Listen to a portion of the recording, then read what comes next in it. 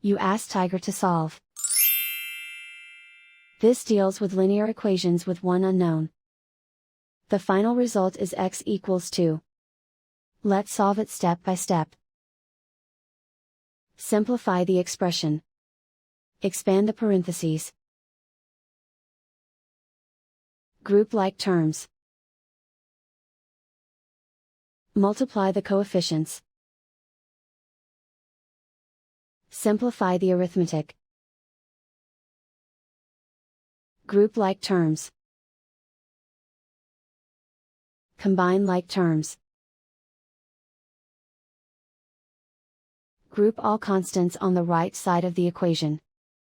Subtract 5 from both sides.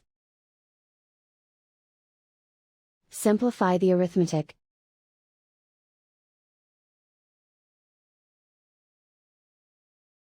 Isolate the x.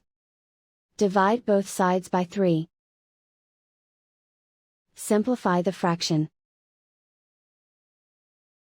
Find the greatest common factor of the numerator and denominator. Factor out and cancel the greatest common factor. And so the final result is x equals 2.